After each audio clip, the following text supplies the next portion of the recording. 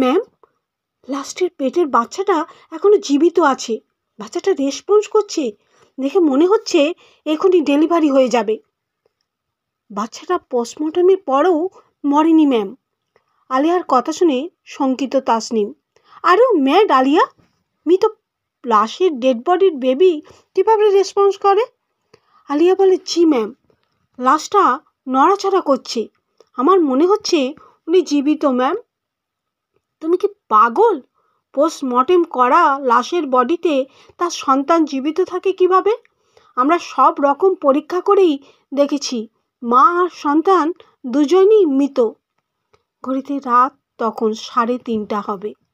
লাশটার পায়ে একটা নম্বরও বেঁধে দেওয়া হয়ে গিয়েছে। চারিদিকে ভীষণ শুনশান নীরবতা, কোথাও কেউ জেগে নেই। মাঝে মাঝে দু একটা কুকুরের ডাক ভেসে আসছে বাইরে থেকে। গভীর রাতে শুধু ঝিঝি পোকার ডাক শোনা যাচ্ছে। গভীর রাতে সবাই ঘুমিয়ে আছে, জেগে আসে শুধু আলিয়া, তাসলিম, মৃদুল আর আরবা। আলিয়া বলে, ম্যাম, আপনি নিজেই দেখুন, এর পেট নড়াচড়া করছে। তাসলিম এগিয়ে এসে দেখে তেমন কিছু না, এটা আলিয়ার নিচে কি ঘোর হবে। তাসলিম বলে, আলিয়া, সারাদিন লাশেদের সঙ্গে সাথে থাকতে থাকতে তুমি পাগল হয়ে গিয়েছ। লাশের পায়ে সাথে বেঁধে দেওয়া নম্বরটা বাতাসে খুলে পড়ে যাচ্ছে বারবার। তাসলিম এ নিয়ে 4-5 বার বেঁধে দিল। আলিয়া মর্গের কেয়ারটেকার, লাশ পোস্টমর্টমের জন্য রেডি করা, লাশের পায়ের নম্বর বেঁধে দেওয়া, এগুলো আলিয়া করে থাকে। তাসনিম অন্তত ব্রিলিয়ান্ট একজন ডাক্তার।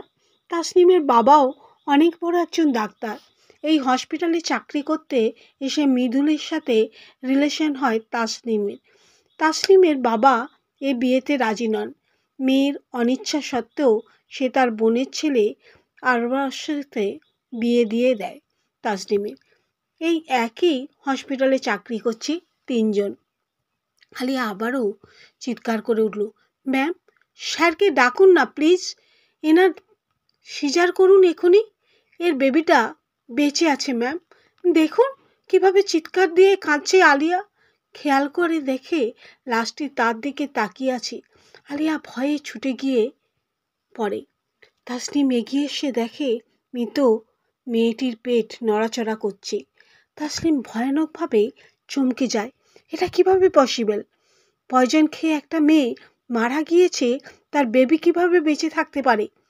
তাসনিম তাকিয়ে দেখে মেয়েটি নিশ্চুপভাবে শুয়ে আছে, যেন মরেইনি।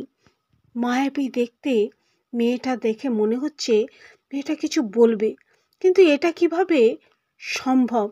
7 দিন আগে মারা যায় একটা লাশ, পোস্টমর্টেমও করা হয়ে গেছে। মেয়েটি সুইসাইড করে মারা গিয়েছে, পয়জনে পেটের সন্তানটাও মারা গিয়েছে।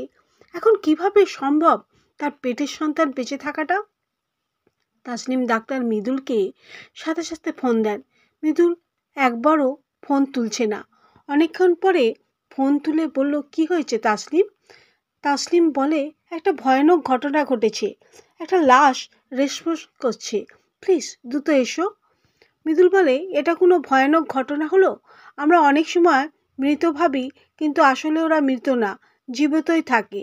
আমি একটা ক্রিটিক্যাল ডেলিভারি রুগী দেখছি, ওনাকে না দেখে কিছুতেই যাওয়া সম্ভব নয়।